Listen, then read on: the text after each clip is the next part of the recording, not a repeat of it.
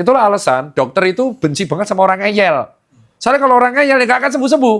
Yang kita suka adalah orang yang positif thinking. Jadi di dokter itu bukan menyembuhkan. Dokter adalah sebagai perantara untuk membuat kalian peradangannya tidak lebih parah.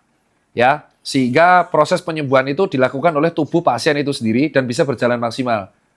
Si dokter itu kayak katalisator agar imunitas ini jadi bagus.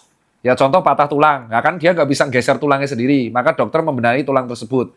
Jadi kesembuhan pasien itu tergantung dari niat pasien itu sendiri. Dan lucunya ketika kita manifestasi of birth, itu ada datanya dan ada jurnal ya, kalian bisa cek sendiri banyak. Orang yang sering berpikir positif, itu akan menyebabkan kortisol atau hormon stresnya menjadi terkontrol. Sehingga imunitasnya menjadi stabil dan proses penyembuhan bisa berjalan maksimal. Itulah alasan dokter itu benci banget sama orang ngeyel. Soalnya kalau orang ngeyel, nggak akan sembuh-sembuh.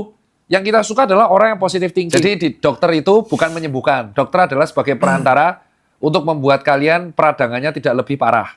Ya, sehingga proses penyembuhan itu dilakukan oleh tubuh pasien itu sendiri dan bisa berjalan maksimal.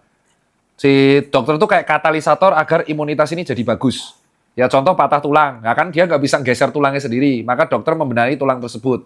Jadi kesembuhan pasien itu tergantung dari niat pasien itu sendiri. Dan lucunya ketika kita manifestasi of birth, itu ada datanya dan ada jurnal ya, kalian bisa cek sendiri banyak.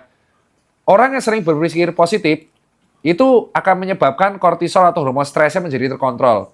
Sehingga imunitasnya menjadi stabil dan proses penyembuhan bisa berjalan maksimal.